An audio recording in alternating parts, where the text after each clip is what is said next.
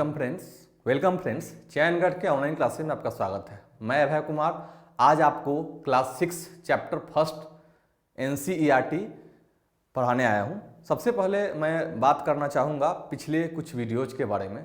दोस्तों, जैसा कि पिछले क्लास में कुछ टेक्निकल इशू के कारण आवाज़ सही नहीं जा रही थी, उसके लिए हम खेद प्रकट करते हैं और हमारी टेक्निकल टीम ने इसको ठीक कर दिया। आगे से आपको कोई दिक्कत नहीं होगी। दोस्तों, हमने इससे पहले 2 वीडियो बनाए थे। पहला वीडियो था NCERT की रणनीति क्या हो, कैसे पढ़े, क्यों पढ़े और उसका तरीका क्या हो। दूसरा वीडियो छत्तीसगढ़ राज्य में जो हाल ही में एक सरकारी पद पर नियुक्ति आई है, मंडी निरीक्षक और मंडी उप निरीक्षक के पद के बारे में, उसके बारे में नोटिफिकेशन जो आई थी उसके बारे में हमने चर्चा की थी। आज हम क्लास 6, जैसे कि हमने वादा किया था इस चयनगढ़ चैनल के माध्यम से कि आपको class 6 NCERT chapter topic first से पढ़ाना शुरू करूंगा और इस कार्यक्रम के तहत हम लोग NCERT क्लास 6 से लेकर क्लास 12 तक हिस्ट्री की पूरी करेंगे। साथ ही साथ इस चैनल पर बाकी जो भी NCERT के और जो सब्जेक्ट्स हैं, जैसे कि ज्योग्राफी हो गया, इकोनॉमिक्स हो गया, ये सब जो सारे जो सब्जेक्ट्स हैं NCERT की, वो भी क्लासेज पर निरंतर चलेगी। लेकिन सबसे पहले हम अपने इस टॉपिक की बात करते हैं। हमें सबसे पहले NCERT 6 क्लास चैप्टर फर्स्ट हमें करना है। दोस्तों, मैं आशा करता हूं कि आप इसके लिए पूरी तरह तैयार हैं और हम भी आज जो है आपको NCERT क्लास 6 का चैप्टर 1 पढ़ाएंगे। उसके साथ ही कुछ ऐसे तथ्यों के बारे में जानेंगे या अवगत कराएंगे आपको जिनसे बहुत लोग अनभिज्ञ होते हैं और बाद में उनको दिक्कतें आती हैं। तो हम इसी के साथ कार्यक्रम, इसी कक्षा के बीच में ही मैं कभी कभी आपको वो समझा दिया करूँगा। तो चलिए शुरू करते हैं इस कार्यक्रम को। दोस्तों, NCERT के तहत NCERT जब आपको मैंने बताया था कि NCERT क्यों इम्पोर्टेंट है, कैसे पढ़ना है और क्यों पढ़ना चाहिए, और दूसरा जो वीडियो था दूसरे पार्ट में मैंने बताया था कि उसका तरीका क्या हो। तो मैं आशा करता हूं कि आप सभी ने NCERT को जरूर फॉलो किया होगा या आपने एक बार 2 बार स्टडी जरूर की होगी। अगर नहीं भी की होगी तो आज हम इस चैनल के माध्यम से करेंगे, आपको कहीं और भटकने की जरूरत नहीं होगी। तो NCERT कार्यक्रम के तहत आज जो है चैप्टर 1 क्लास 6 इसकी हम चर्चा कर रहे हैं। तो आइए हम बात करते हैं डायरेक्ट उस चैप्टर पे। देखिए, ये अध्याय 1 है। इस टॉपिक का नाम है क्या, कब, कहां और कैसे। देखिए, हमें हिस्ट्री में जो प्राचीन भारत का इतिहास है उसमें कुछ ऐसा समय है जिसको अज्ञात समय बोला जाता है। तो उसमें हमारे पास कोई साक्ष्य नहीं था। साक्ष्य है तो पुरातात्विक है, मैंने आपको बताया था। पुरातात्विक सोर्स के अंतर्गत क्या आएंगे उसकी भी चर्चा मैं करूंगा। इससे पहले बता दूं कि साक्ष्य नहीं थे, लेकिन जो भी पर्याप्त साक्ष्य थे जो प्राप्त हुए वो पर्याप्त है, उन्हीं के आधार पर हमने इसको लिखा। तो उसके बारे में हम इसमें इसी टॉपिक में चर्चा करेंगे। तो सबसे पहले हम यहाँ देखते हैं, पहले जो पात्र है इसका नाम रसीदा है। आप यहाँ देखिए, ये रसीदा है और इसमें आपको बताया था मैंने कि कहानी और कथानक के माध्यम से और पिक्टोग्राफी के माध्यम से NCERT ने इसको रिवाइज किया ताकि बच्चों को पढ़ने में दिक्कत ना हो। तो इसमें रसीदा का एक सवाल है। रसीदा अखबार पढ़ रही थी। उसमें अचानक उसको एक निगाह सुर्खी मतलब कोई एक पेपर में कुछ कटिंग में, पेपर में फर्स्ट पेज सेकेंड पेज में कुछ थोड़ा सा एक आर्टिकल आ गया, तो उसको सुर्खी बोलते हैं। जो न्यूज पेपर में आप देखते हैं उसमें सुर्खी में क्या था, टॉपिक था 100 साल पहले। तो वो सोचने लगी कि भाई कैसे जाना जा सकता है कि इतने वर्ष पहले क्या हुआ था। इसके मन में सवाल आया। जाहिर सी बात है किसी भी स्टूडेंट के मन में ये सवाल आएगा, जिज्ञासु स्टूडेंट के मन में कि भाई 100 साल पहले, तो 100 साल पहले के बारे में आज पेपर में अगर सुर्खी है तो उसके बारे में जानना कैसे गया होगा या जानने का क्या तरीका होगा। तो ये एक वास्तविक चीज़ है और सबके साथ घटित होती है। तो रसीदा के मन में सवाल आया कि 100 साल पहले जो भी हुआ वो कैसे हुआ। तो इन्होंने क्या किया, उसके बारे में जानना थोड़ा शुरू किया।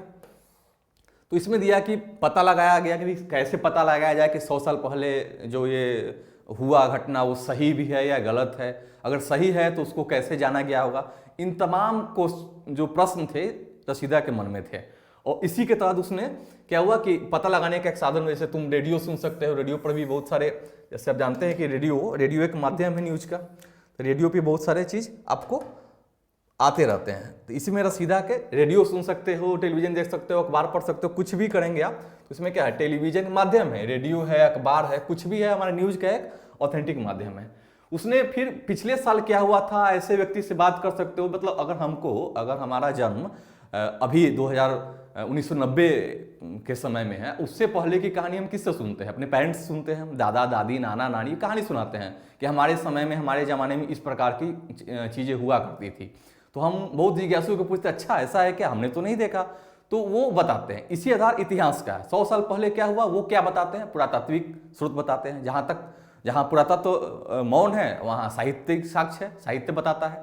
तो इस प्रकार ये बताया जा सकता है कि हमें कोई चीज़ जानना है तो कैसे पता लगाएंगे?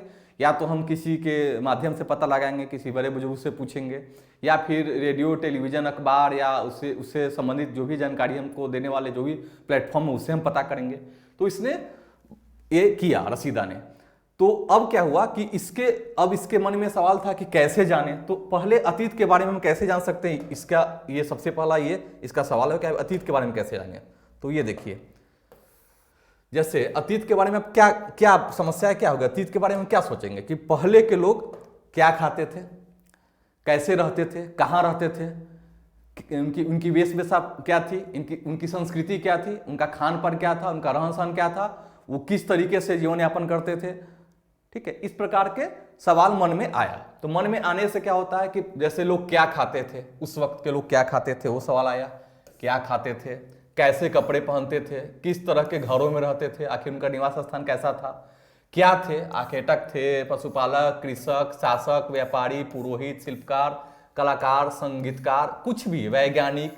ठीक है, तो के जीवन के बारे में जानकारी हासिल कर सकते हैं। तो हमको सबसे पहले बताना है कि अब उस समय के, अब रसीदा एक बच्ची है तो वो अब सोच रही उस समय की बच्चियां क्या करती थी, कैसे खेलती थी। जाहिर सी बात है, तो कैसे कौन कौन से बच्चे उस वक्त कौन कौन से खेल खेलते थे, कौन कौन सी कहानियां सुना करते थे, कौन कौन से नाटक देखा करते थे, या कौन कौन से गीत गाते थे। इस टाइप के प्रश्न इसके दिमाग में, रसीदा के दिमाग में आने लगे। तो आने लगी तो रसीदा जो है वो अब इस सवालों के जवाब के लिए क्या करेगी, कहीं न कहीं जाएगी, किसी से तो पूछेगी, या किसी व्यक्ति जो जानकार है, जो उसके नज़र में जानकार है, उनसे जरूर पूछेगी कि भाई हमें बताइए कि 100 साल पहले ये सब चीज़ जो हम अभी खेल रहे हैं, कूद रहे हैं, हमारी जो खान पान की विधि है, क्या 100 साल पहले वही रही होगी या कुछ अलग रहा होगा। इस तरह की बातें उसमें रसीदा के मन में आई। तो अब है कि फिर वो सोची कि लोग कहाँ रहते थे। तो इसमें भी कोई बड़ी बात नहीं है, वो सवाल है कि भाई रहते थे तो कहाँ रहते थे। तो कई लाख वर्ष पहले से लोग नदी तट पर रह रहे थे। यहाँ रहने वाले आरंभिक लोगों में से कुछ कुशल संग्राहक क्या होता है, संग्राहक का अर्थ हुआ कि कोई भी व्यक्ति जो जीवन यापन के लिए, भोजन के लिए कुछ चीज़ों का शिकार करके संग्रह करता हो, या वनस्पति कुछ है, फल फूल है, कंदमूल है, वो भोजन के रूप में एक तो खाना खा लिया और बचे हुए को संग्रह कर दिया। तो कुशल संग्राहक मतलब हुआ कि वो भोजन के उद्देश्य से सामग्रियों को इकट्ठा करके संग्रह करते थे। कभी अगर नहीं मिले उनको शिकार या उनको भोजन की उपलब्धता कभी नहीं हुई तो संग्रह किए हुए से खा सकते थे।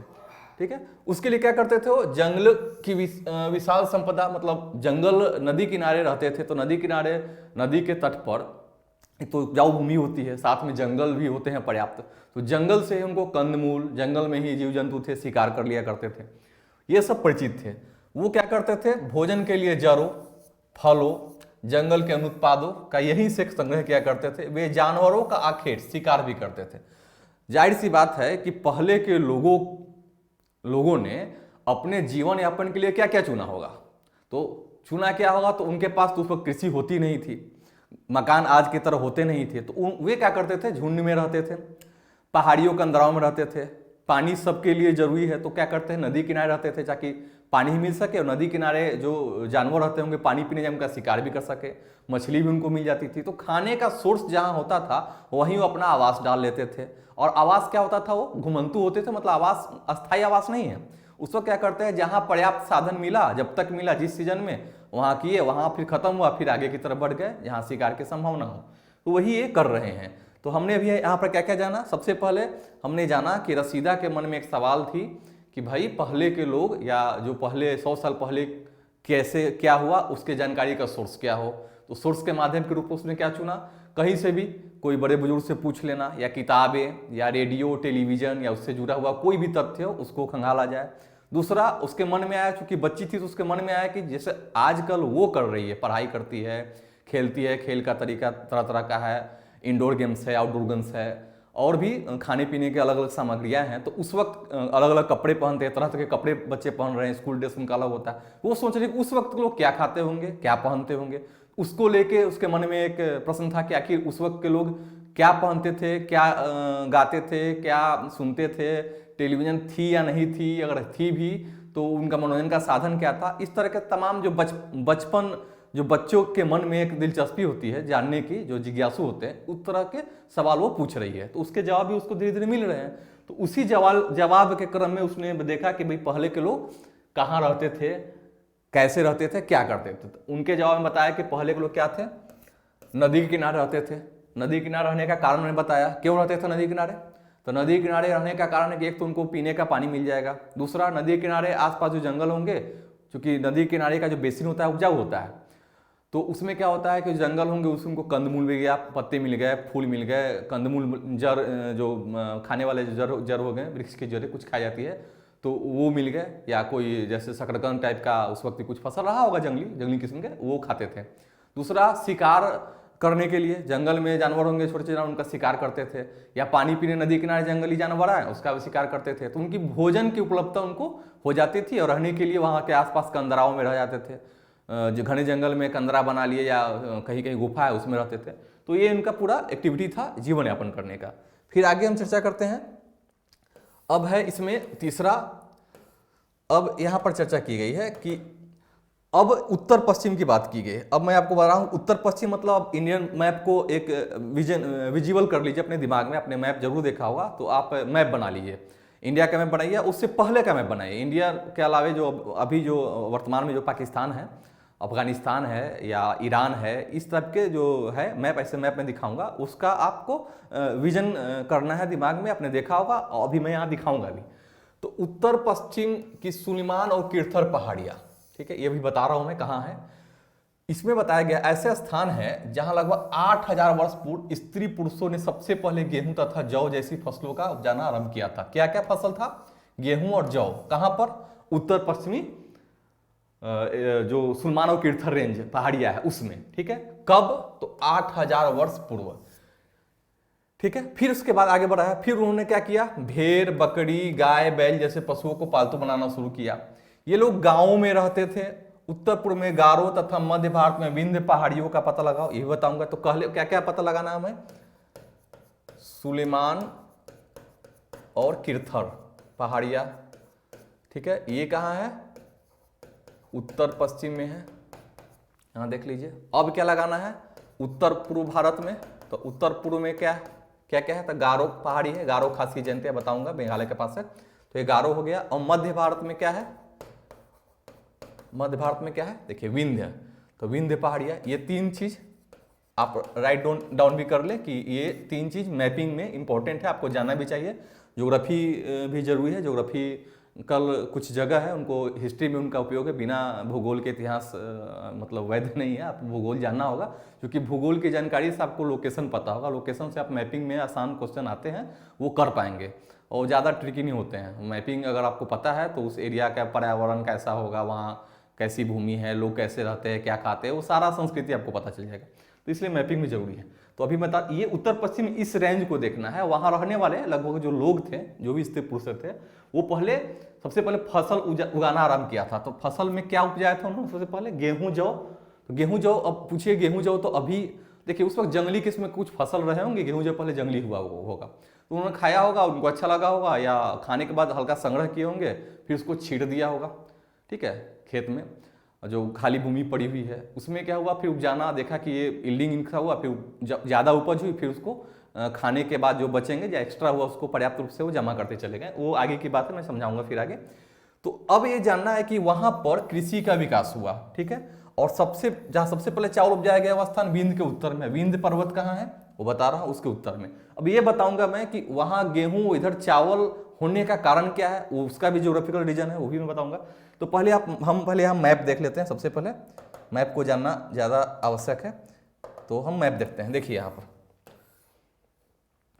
इस मैप को ध्यान से देखिए ये इंडियन पेनिनसुला है, ये भारत का मैप है, और ये जो है पाकिस्तान, इधर अफगानिस्तान, ईरान, इधर आप म्यांमार देख रहे हैं आधुनिक, यहाँ बांग्लादेश है। यहाँ देखिए पुराना मैप है ये, ठीक है। अब इसमें देखिए काबुल नदी के ही रेंज में यहाँ सुलेमान आप देख रहे हैं। अब देखिए यहाँ ये सुलेमान रेंज है, ये कीर्था रेंज है। देखिए ये उत्तर और ये वेस्ट, उत्तर पश्चिम की पहाड़ी इसलिए बोला जा रहा है। ये भारत मैप में क्या है, उत्तर और पश्चिम के कोण पर स्थित है। तो यहाँ पर नदी कौन सा है, काबुल नदी है। इसके नीचे जो है यहाँ सिंधु नदी है, नदी देखते चलिए। दूसरा आप बोला विंध्य पहाड़ियाँ, तो ये मध्य भारत में कहाँ है, ये विंध्य पहाड़ियाँ है।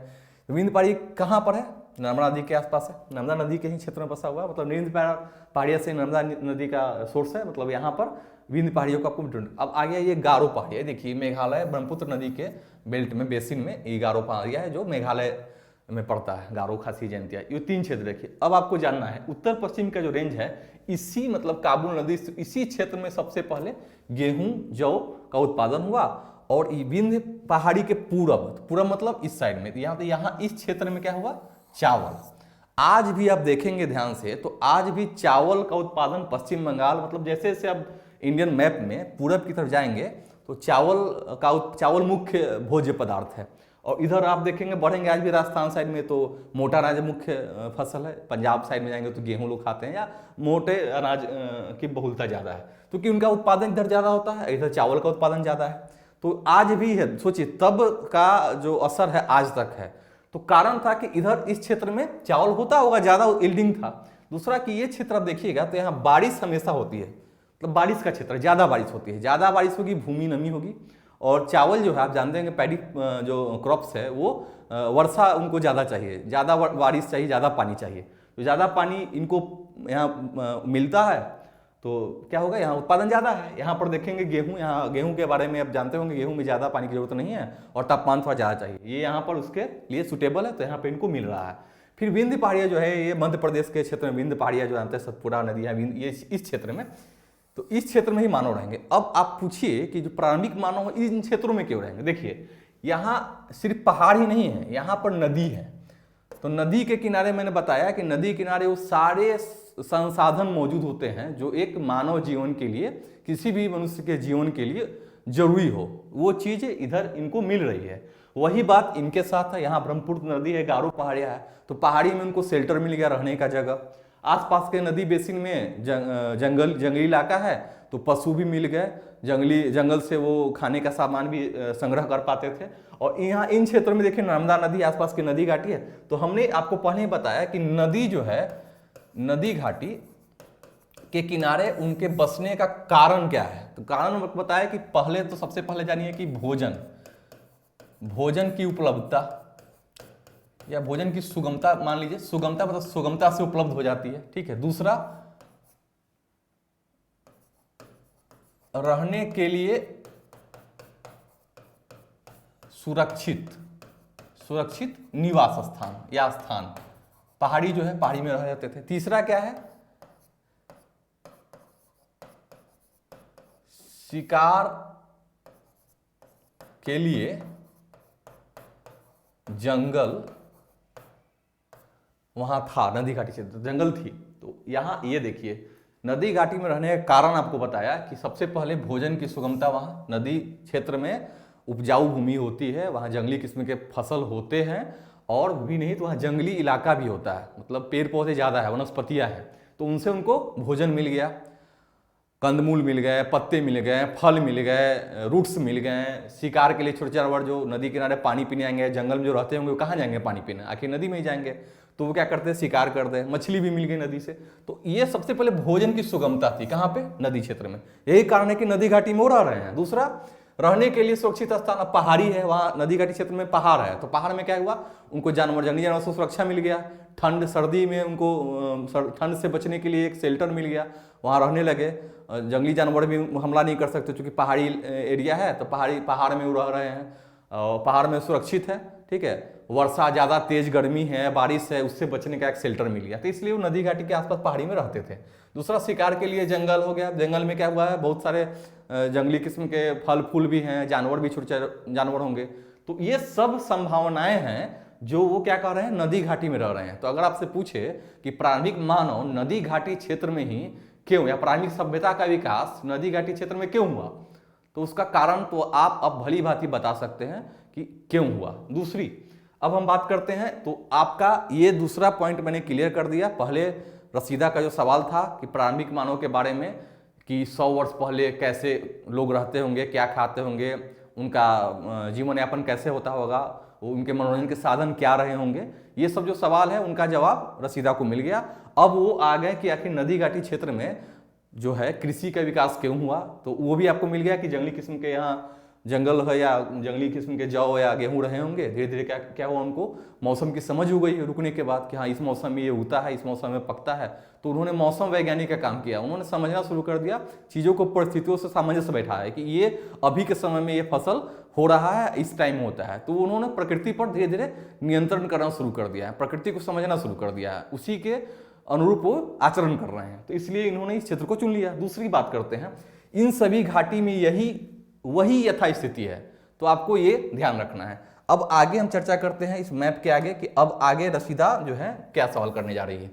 ठीक है, अब देखिए, अब सिंधु, यही बात आ गई मानचित्र पर। यहां देखिए सिंधु तथा इसकी सहायक नदियों का पता लगाने का। अब सिंधु और इसकी सहायक नदी अभी आपने देखा ही, अभी आपको मैंने दिखाया ही। सबसे पहले अब देखिए कि सिंधु और सहायक नदी यहाँ है, देखिए सिंधु नदी, ठीक है। और क्या है यहाँ, सिंधु है, सतलज नदी है, रावी है, व्यास है, चेनाब है, झेलम है। इन सिंधु की सहायक नदियाँ ये हैं। तो ये बोलने का, ये बोला जा रहा है कि सिंधु, तो आप मैप में यहाँ ध्यान से, मैं यहाँ थोड़ा पीछे जाता हूँ, आप ध्यान से देखिए, ये जो है ये काबुल नदी के साथ ये कीर्था सुलेमान रेंज था, और यहाँ सिंधु और उसकी सहायक नदियाँ में सतलज, रावी, झेलम, चेनाब, व्यास नदी जो है, ठीक है। इसका पंजाब नाम इस क्षेत्र का क्यों पड़ा, ये इसी 5 नदियों के, चूंकि 5 नदियों के आब मतलब क्षेत्र पर वो बसा हुआ है, 5 नदियों के द्वाब पर बसा हुआ है, इसलिए उसका नाम पंजाब पड़ा था। वो खैर आपको पता होगा, ये सांसी जानकारी है। फिर अब आगे हम बात करते हैं, फिर इसमें आगे चलते हैं। अब इसमें आगे क्या कर रहा है, तो आपने देख लिया। अब है यहाँ पर अब आगे क्या है, देखिए यहाँ अब है आगे की बात की पता लगाने का, तो आपने पता कर लिया। अब देखिए सहायक नदियां किसे कहते हैं, सबसे पहले जानिए कि सहायक नदियां क्या है। देखिए ट्रिब्यूटरी जो सहायक नदियां होता है, कोई एक मेन नदी है, ठीक है, कोई एक मेन नदी है, उसके साथ या उस मेन स्ट्रीम में बहुत सारी नदियां हैं जो अपना पानी आके इसमें गिराती है, ठीक है, उसको बोलते हैं सहायक नदी, ट्रिब्यूटरी। तो किसी नदी के दाहिने तट पर कोई नदी अपना जल प्रवेश कराती है, कोई दाएं तट पर, तो दाहिने तट वाली को बोलते हैं दाया भागी, जो दाया तट पर कोई, जैसे कि मान लीजिए मैं यहाँ पर समझाना चाह रहा हूँ, देखिए जैसे ये कोई मेन नदी है, ठीक है, और इसका बैंक हो गया बायां और दाहिना, तो कोई नदी जो है यहाँ आके अपना जल प्रवाहित करेगी, कोई नदी यहाँ पर जल गिराएगी यहाँ, तो ये नदी, इसको हम संगम बोलते हैं जहाँ जल गिरा रही, ठीक है। ये इस प्रकार का बोला है कि सहायक नदियाँ। तो सहायक नदियाँ के बारे में आपको बताया कि सहायक नदी क्या होती है, किसी एक मेन नदी में किसी एक मुख्य नदी जो है उसमें जो अन्य नदियाँ अपना जल राशि जमा करती है, जल गिराती है, उसको हम सहायक नदी बोलते हैं। तो सिंधु की सहायक नदियाँ 5 थी। तो सहायक नदियाँ इस देखिए, एक तो सबसे पहले सहायक नदियाँ इसमें परिभाषा देखिए, उन्हें कहते हैं जो एक बड़ी नदी में मिल जाती है। बड़ी नदी मैंने बताया एक मुख्य नदी, और सहायक नदियाँ में क्या हुआ, उससे छोटी छोटी नदियाँ जो जुड़ी हुई है। 4700 वर्ष पूर्व, देखिए 4700 वर्ष पूर्व इंडी नदी के कुछ आरंभिक नगर। अब बात करते हैं नगर। अब देखिए हमने अभी कृषि की बात कर ली, शिकार मतलब संग्रह का बात कर लिया, ठीक है, आवास की बात कर ली, सब प्रारंभिक है, अभी ये अस्थाई नहीं है, अस्थाई है, शुरुआत ही हो रही है। इन सब का चर्चा हो गया है, इन सब की चर्चा हो चुकी है। अब आ रहे हैं हम क्या, तो अब आ रहे हैं कि उसके किनारे कुछ आरंभिक नगर अब बसना शुरू हो रहा है, आरंभिक। तो नगर क्यों बसेंगे, तो नगर बसने का कारण है कि नगर, आप देखिए अभी जो सिटी है उसके किनारे सारी एमिनिटीज होती हैं, सारी सुविधाएं होती हैं। क्या क्या सुविधाएं होती है, उस नदी के किनारे क्या है, मतलब उस शहर के किनारे क्या होता है, तो आज का बात करें तो हॉस्पिटल है, विद्यालय होता है, ठीक है, साथ साथ क्या है, मार्केट है, बाजार है, तरह तरह के जो भी हमारे जरूरत की चीजें हैं वहाँ मौजूद है, तभी तो शहर है। इसी तरह आरंभिक नगर बस रहा है, फल फूले। तो क्यों फले फूले, तो फले फूले का कारण आपको बता दिया कि वो सारे सुविधाएं उनको मौजूद हो गई उस नदी के किनारे, इसलिए वहां पर क्या करें, नगर बसना शुरू हो जाएंगे। क्योंकि अगर आपको सारे संसाधन एक जगह मौजूद है तो आपको बार बार कहीं नहीं जाना पड़ेगा। आप सोचेंगे कि भाई अस्थाई यहीं बस जाते हैं, क्योंकि सारी सुविधाएं तो हैं। आदमी कब घूमता है, जैसे आप जानेंगे बार बार कि घुमंतु भोटिया जो जातियां होती है या घुमंतु लोग क्यों घूमते थे प्रारंभिक मानव, क्योंकि एक जगह अगर संसाधन खत्म हो गया तो फिर उनको दूसरी जगह जाना ही पड़ेगा निश्चित तौर पे, क्योंकि भूखे तो मरेंगे नहीं, तो उनको कहीं ना कहीं आगे बढ़ना है, भोजन की तलाश करनी है, भोजन की तलाश करने के साथ शेल्टर खोजना है रुकने के लिए, इसलिए वो घूमते थे। लेकिन अब जब उन्हें एक साथ कृषि भी अब कर रहे हैं धीरे धीरे, अभी प्रारंभिक अवस्था में, मैं बार बार ये टर्म बोल रहा हूं तो आप उसको ध्यान देंगे, प्रारंभिक अवस्था में है, मतलब अभी भी घूम रहे हैं, लेकिन अब सरप्लस उनको थोड़ा ज्यादा मिल रहा है, इसलिए क्या कर रहे हैं, अब वो थोड़ा थोड़ा रुक रहे हैं, मतलब अब सीजन को समझ रहे हैं, तभी कृषि की शुरुआत करना चाह रहे हैं। ठीक है, ये आपको गौर रखना है। बाद में जाके जब ये मौसम के को समझना शुरू कर देंगे, प्रकृति पर इनका नियंत्रण शुरू हो गया, तब प्राकृतिक नियमों में हस्तक्षेप शुरू कर देंगे, वो कृषि करना सीख लेंगे, अगर आसपास वो भोजन संग्रह सीख लेंगे, पशुपालन करने लगेंगे, जब उनको पता चलेगा कि भाई हम सिर्फ मांस के लिए ही नहीं, इसको हम दूध भी उपयोग कर सकते हैं खाने के रूप में, तो इस प्रकार वो धीरे धीरे एक जगह शेल्टर बनाकर रहना शुरू कर देंगे, तब परिवार का विकास होगा। परिवार का विकास होगा तो क्या होगा, उसके बाद सामाजिक लेन देन प्रक्रिया शुरू होंगी, फिर धीरे धीरे संख्या बढ़ेगा, जनसंख्या बढ़ेगी, उसके बाद आबादी बसेगी, आवास का निर्माण होगा, उसके बाद शहर बस जाएंगे, तो एक क्रमिक प्रक्रिया है जो धीरे धीरे शुरू होंगी। अब आगे शुरू करते हैं।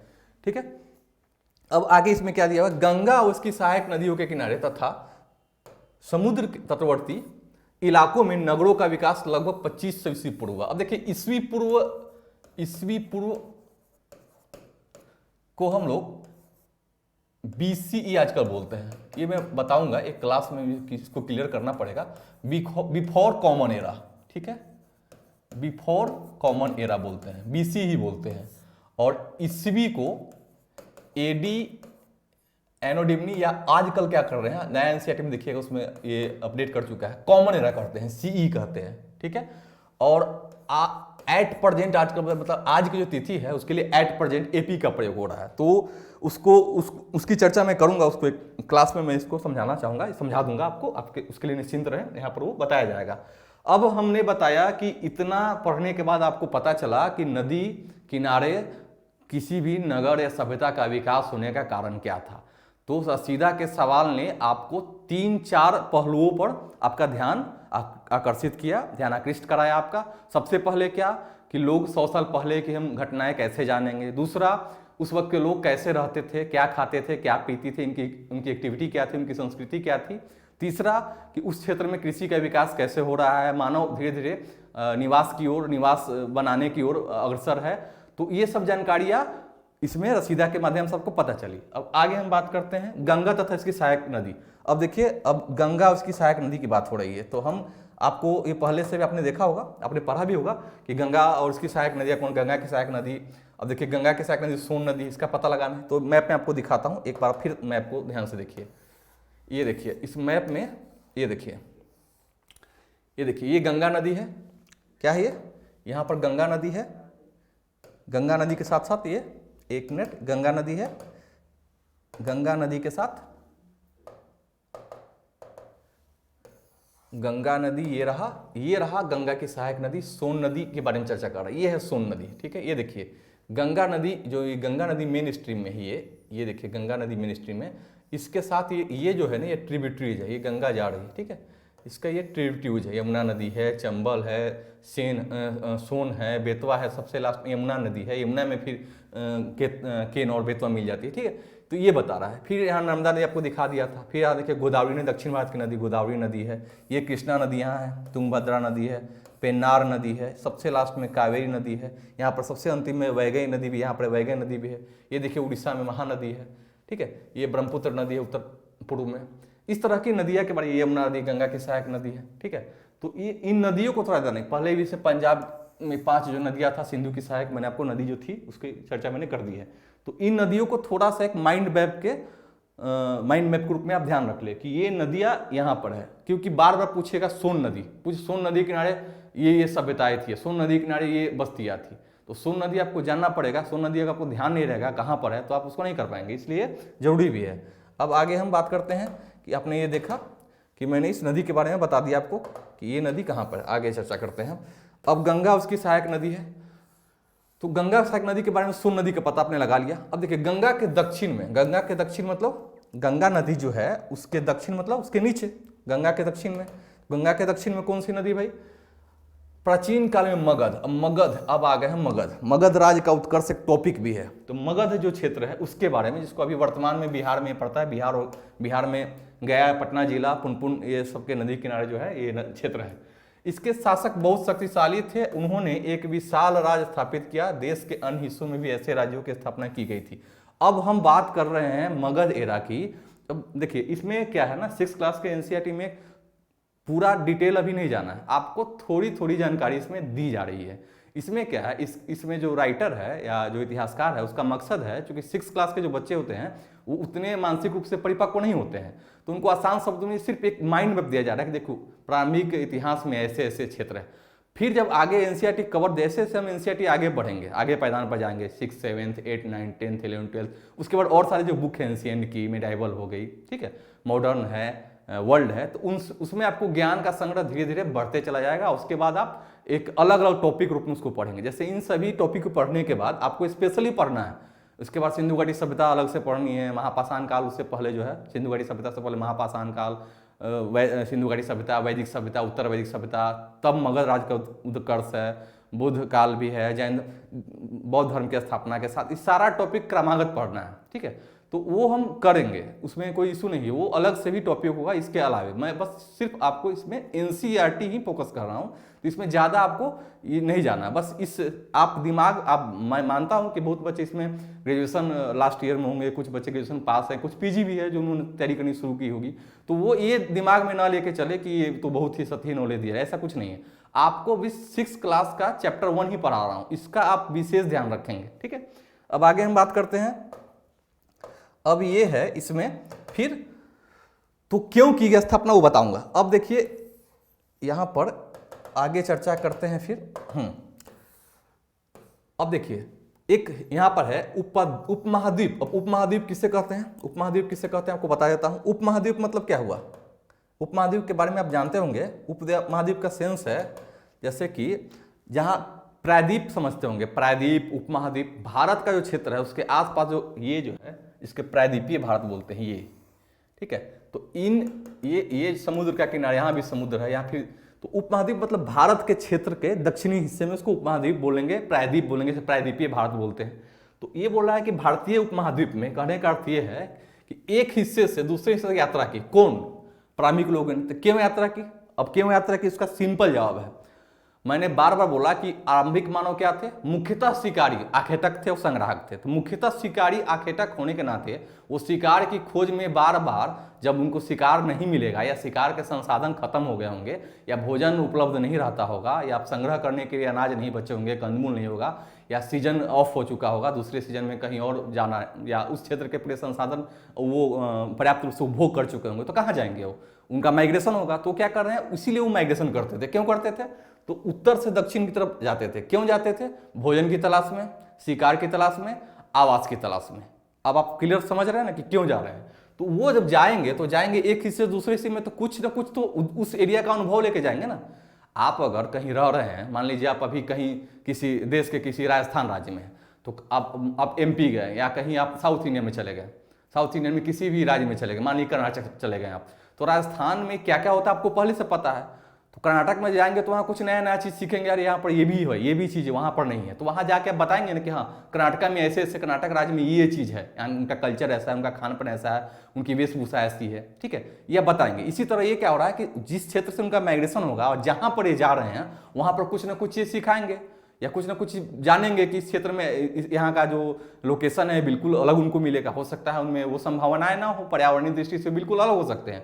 तो वो माइग्रेशन कर रहे हैं तो कुछ सीख भी रहे हैं, अनुभव ले रहे हैं। उसी अनुभव के आधार पर वो लास्ट में क्या करेंगे, नगर का निर्माण कर देंगे, ठीक है। तो ये सब बात है। फिर आगे हम चर्चा इसमें कर रहे हैं।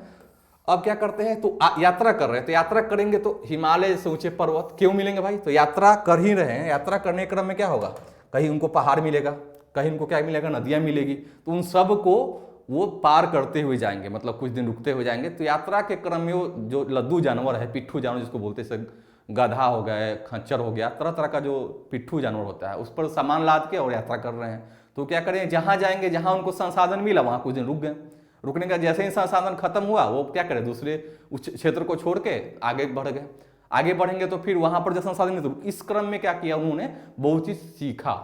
और एक से दूसरे क्षेत्र में माइग्रेशन से वहाँ के जो मूल निवासी उनसे उनका परिचय हुआ। ऐसे ही तो संस्कृति का निर्माण हो रहा है, ऐसे ही तो वेशभूषा, खान पान इत्यादि वो बदल रहे हैं, इनका पैटर्न जान रहे हैं कि अच्छा यहाँ पर ये चीज़ है, वहाँ गए वहाँ कुछ और अन्य अनाज मिल रही हैं तो वो जाना कि अच्छा इसका स्वाद तो अलग है।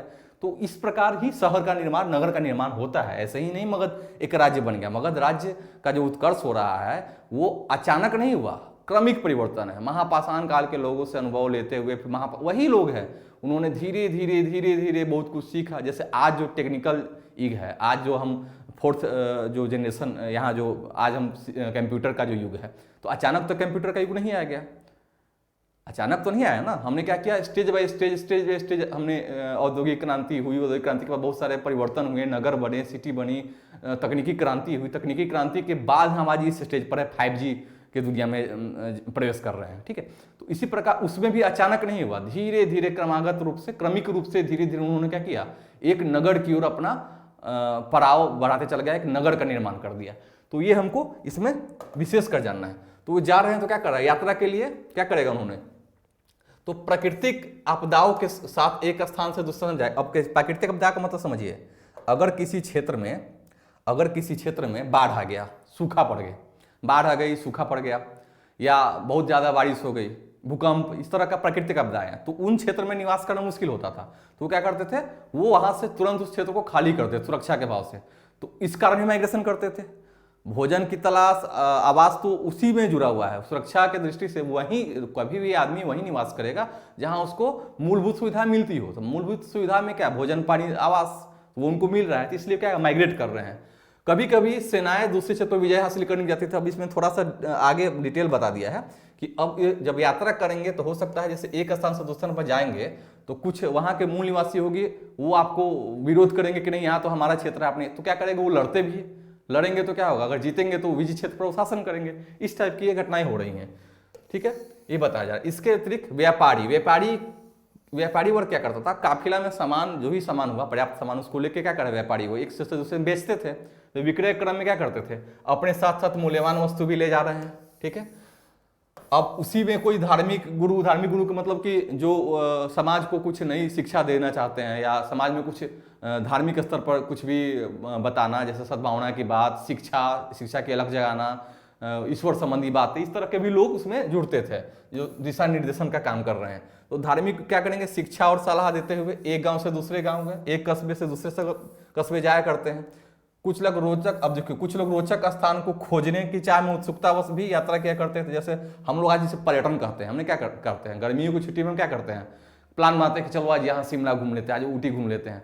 तो प्लानिंग का असर क्या होता है कि छुट्टी है और छुट्टी में उत्सुकतावश क्या करते हैं, हम लोग पर्यटन करते हैं कि एक लेजर टाइम है, इसका हम लुत्फ उठा रहे हैं। इसी तरह उस वक्त भी वैसे लोग थे, आज ही नहीं, उस वक्त भी लोग थे जो यात्रा में विश्वास करते थे, वो पर्यटन पसंद थे, उनको पर्यटन करके नई नई चीज़ों को जानना, सीखना, परखना उनकी आदतें थी।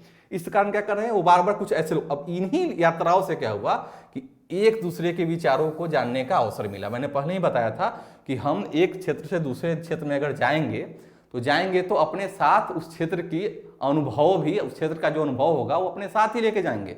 वहाँ जाएंगे तो उन लोगों से कुछ नया अनुभव सीखेंगे, उनकी कुछ संस्कृतियाँ, उनके खान पान रहन सहन से अवगत होंगे, हमारी जो चीज़ें हैं उनको प्रदान करेंगे। इस तरह आदान प्रदान से समन्वित संस्कृति का विकास होता है। और इस तरह क्या होता है, किसी भी नगर में, किसी भी सभ्यता में इन सब चीज़ों का बहुत बड़ा योगदान हो जाता है और एक बोलते हैं महत्तम समापवर्तक का काम करता है, एडिंग काम करता है। कुछ चीज़ें मुझे पता है, कुछ उनसे मैंने सीख लिया, दोनों का फिर मेल हुआ, कुछ नई चीज़ निकल के आई। इस तरह की बातें यहाँ पर अभी होती जा रही है यात्रा के क्रम में। साथ ही साथ इसमें आगे क्या हो रहा है, आगे हम ये देखते हैं, सिंपल है, इसमें बोला है कि आज, अभी क्वेश्चन है कि आज लोग यात्राएं क्यों कर रहे हैं। तो आज लोग यात्रा क्यों करते हैं, सिंपल है। अब देखिए, आप खुद बताइए, आज हम लोग यात्रा क्यों करते हैं।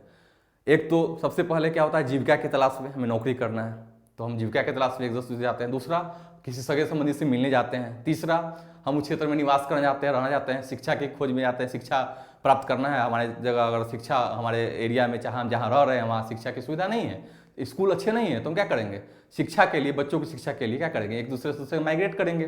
जैसे कि यूपीएससी की अपनी तैयारी करने के लिए बहुत लोग दिल्ली आते हैं, बहुत लोग इलाहाबाद जाते हैं, देश के कोने कोने में आते हैं, कुछ ऑनलाइन बैठ के पढ़ते हैं।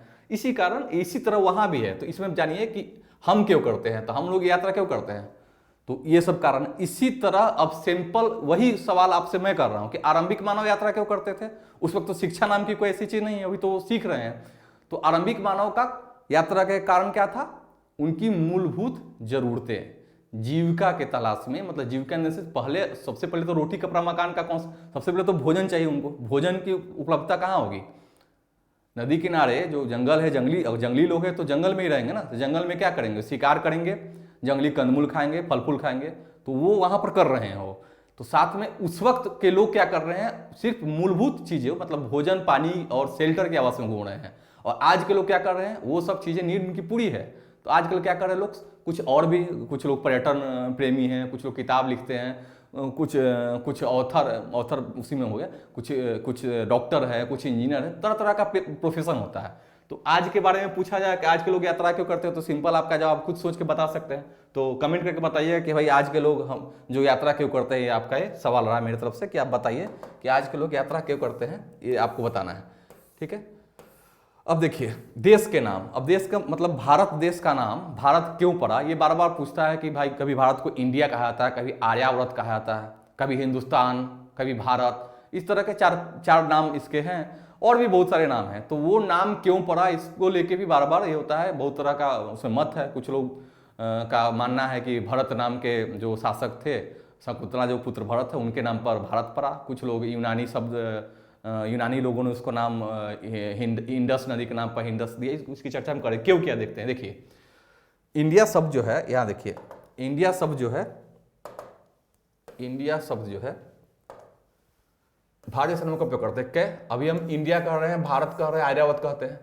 तो इस शब्द में इंडिया शब्द किससे निकला? इंडस से निकला है। संस्कृत में क्या कहते हैं? सिंधु, मतलब सिंधु नदी किनारे रहने वाले लोगों के लिए प्रयोग किया गया था इंडस।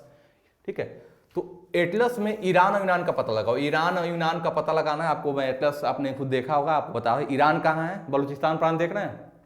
पाकिस्तान के बाद ईरान, इधर इस साइड में ईरान है।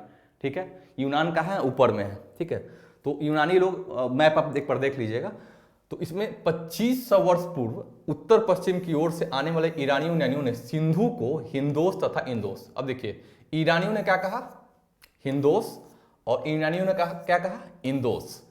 इस नदी के पूर्व में स्थित भूमि प्रदेश, मतलब इधर से जो लोग आ रहे हैं, मान लीजिए ये भारत है, ये मतलब मान लो इधर से कोई जो लोग आएगा उत्तर पश्चिम से, तो ये सिंधु नदी ये है। सिंधु नदी किनारे रहने वाले के लिए क्या पढ़ेंगे, क्या प्रयोग कर रहे हैं? तो ईरानी कह रहे हैं हिंदोस और यूनानी कह रहे हैं इंदोस।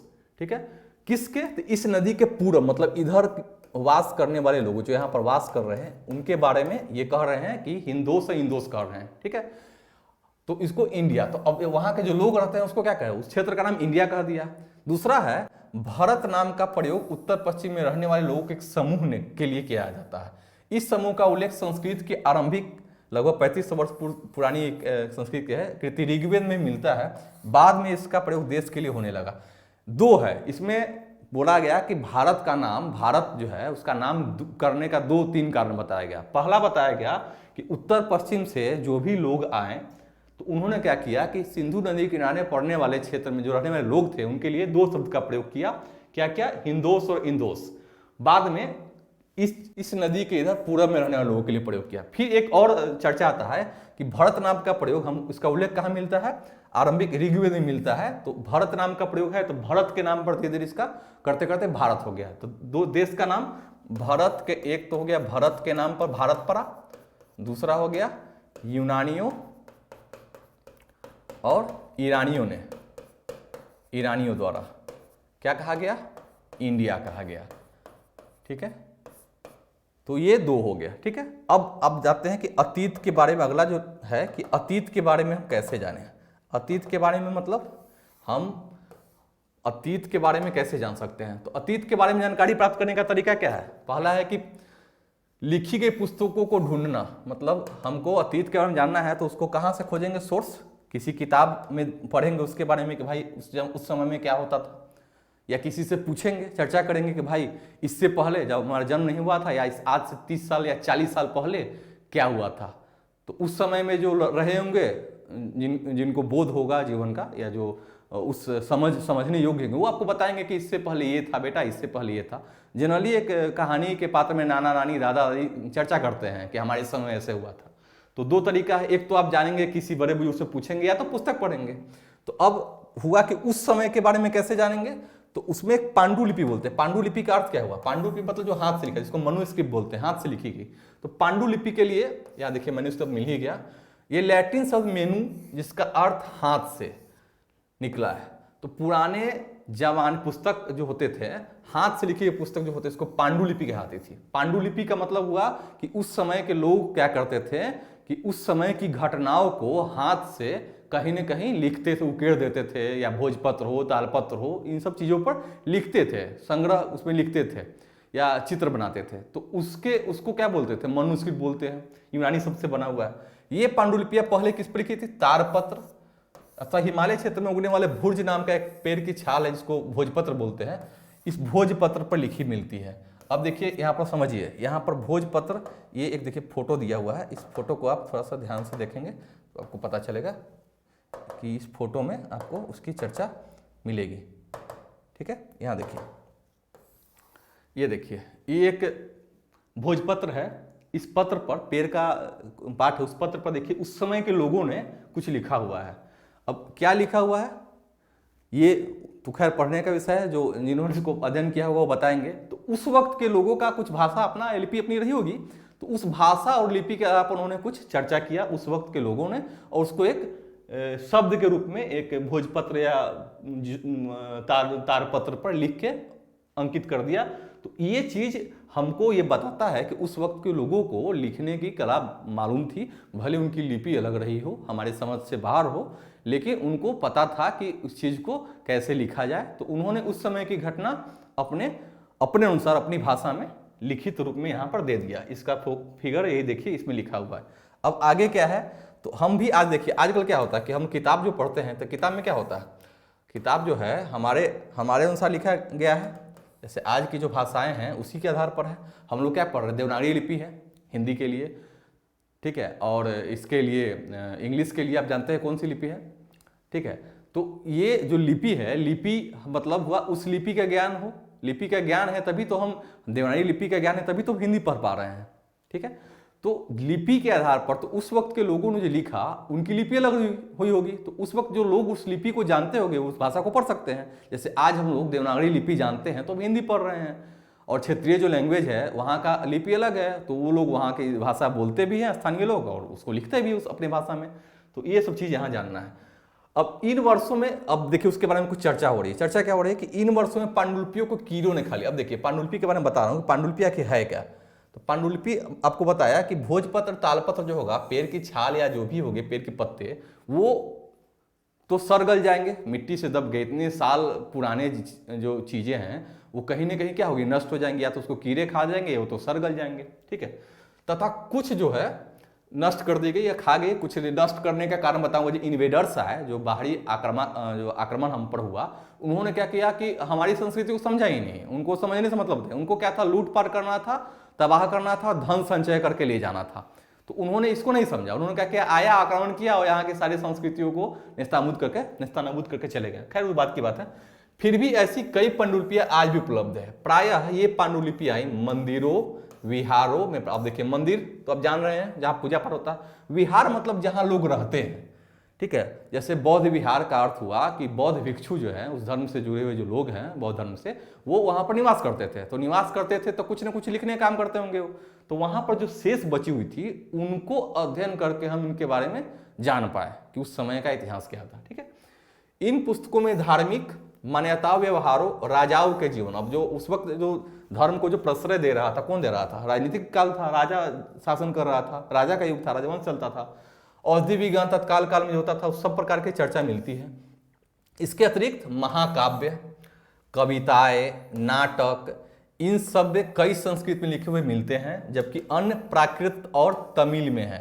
प्राकृत भाषा का प्रयोग आम लोग करते थे। कि आम लोग का मतलब क्या हुआ, जो वहाँ पर साधारण नागरिक जो थे वो प्राकृत भाषा जानते थे, लेकिन उसी में जो राजकीय लोग थे, जो शासन कर रहे हैं, या जिसमें विद्वान लोग थे, वो संस्कृत का प्रयोग करते थे। तो उन्होंने, जो विद्वान लोग हैं, उन्होंने महाकाव्य की रचना की, कविताएं, नाटक लिखा, राज प्रशस्तियाँ लिखी, तो उसमें क्या किया उन्होंने, संस्कृत का प्रयोग करके उस वक्त के बारे में हल्की झलकियाँ दी कि इस वक्त में राजा का शासन ऐसा होता था, ऐसी सामाजिक पद्धतियाँ थी, ऐसे आर्थिक क्रियाकलाप थे, ऐसे रचनाएं होते थे, खेलकूद का ये प्रकार था, औषधि विज्ञान ये था, बीमारियाँ ये थी, उसके उपचार के रूप में इसका प्रयोग होता था। इन सब तमाम चीज़ों को उन्होंने उसमें अंकित किया है। तो उसको पढ़ के हम जान पाते हैं कि उस वक्त के लोगों का जीवन परिचय हम जान पाते हैं कि उस वक्त के लोग जीवन यापन कैसे करते थे।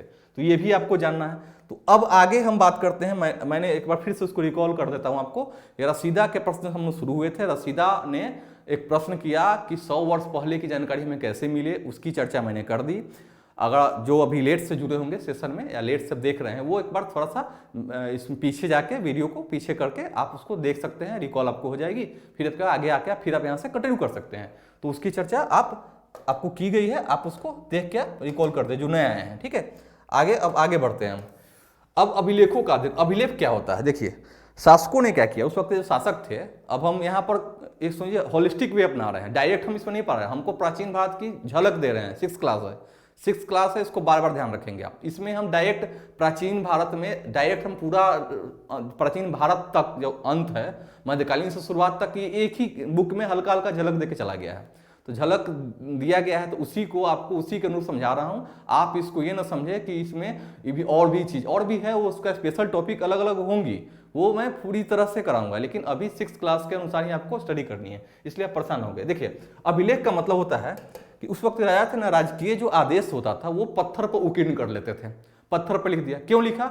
जनमानस के लिए, जनसामान्य के लिए। जो अधिकारी थे उनको बोला कि आप ये खुदवा के पत्थर लगवा दो, गांव में जो प्रजा को पता चले कि हाँ ये राजकीय आदेश है, उसका फॉलो किया जाए। तो सबसे पहले अशोक के द्वारा अभिलेख की शुरुआत की गई थी।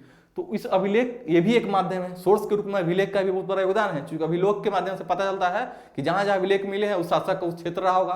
क्योंकि कभी भी कोई राजा अभिलेख अपना वही खुदवाएगा जो उसके क्षेत्र में हो, किसी अन्य क्षेत्र में तो नहीं जाएगा। तो इससे पता चलता है कि राज्य की सीमा क्या थी। अभिलेख के द्वारा हमें उस वक्त के तमाम पहलुओं की जानकारी प्राप्त हो जाती है। सामाजिक जीवन, आर्थिक क्रियाकलाप, लोगों का रहन सहन, खान पान, जनजीवन कैसा था, समाज के लोगों का क्या काम था, कैसे टैक्सेशन कैसे हो रहे थे, ये सब आचरण विचार उस वक्त की संस्कृतियों से अवगत होते हैं। उस वक्त का जो साहित्य है वो हमको बताता है, उस काल की विवेचना करता है। तो ये सब सारी चीज़ें जो है एक इतिहास के स्टूडेंट के लिए या इतिहास के जो भी जिज्ञासु लोग उसके लिए बहुत जरूरी हो जाती है कि अगर आप इतिहास पढ़ रहे हैं तो इतिहास पढ़ने के साथ ही आपको ये पता होना बहुत आवश्यक है कि अगर कोई प्रश्न कर दे कि प्रारंभिक मानव या प्रारंभिक जो लोग थे वो कैसे जीवन यापन करते थे, क्या खाते थे, कैसे रहते थे, उनका पता आप कैसे चलेगा। आपको उससे सवाल कर दिया, सिंपल सवाल है। तो आप सरल सवाल तो आप जवाब क्या देंगे कि हाँ ये माध्यम है, इसके आधार पर हम कह सकते हैं। जहाँ पर सोर्स है उसके बारे में तो सोर्स का हवाला देंगे कि सोर्स के माध्यम से ऐसे बताया गया। जहाँ अज्ञात है सोर्स, वहाँ बताएंगे कि संभावना है इस तरह के घटनाएं होती होंगी, ऐसे होते होंगे। इस तरह की चर्चा करनी है। ठीक है, अब इस अभिलेख के माध्यम से क्या होता था, ये भी एक पुरातात्विक सोर्स में आएगा। इस अभिलेख के माध्यम से इसमें जो लिखित है उसको पढ़ के बताया गया कि उस समय तत्कालीन समय के लोगों का जीवन यापन, राजा कौन सा राजवंश चल रहा था, उसके शासक कैसे थे, न्यायप्रिय थे, निरंकुश थे, इस टाइप की उसकी सारी जानकारी इस अभिलेख के माध्यम से आर्थिक, सामाजिक, राजनीतिक, सांस्कृतिक सारे जीवन की चर्चा इसमें मिल जाती है। ठीक है, इसमें देखिए यहाँ पर क्या है कि धातु जैसे अपेक्षाकृत, अब धातु क्या होता है तो अब जानते हैं, मेटल तो आपने पढ़ा ही होगा। ठीक है, सतोपोकीर्ण किए गए मिलते हैं। जैसे कभी कभी शासक अथवा अन्य लोग, देखिए उसमें वही बात आ रहा है जो मैं आपको बता रहा हूँ, अपने आदेशों को इस तरह उत्कीर्ण करवाते थे ताकि लोग उन्हें देख सके, पढ़ सके तथा उनका पालन कर सके। अब सबको डोर टू डोर जाके तो बताना जो मतलब संभव ही नहीं है, असंभव चीज है। तो उन्होंने क्या किया, जो क्षेत्र है उनका, उस क्षेत्र में एक अभिलेख खुदवा के प्रशासन के द्वारा लगवा दिया ताकि जन सामान्य उसको पढ़े।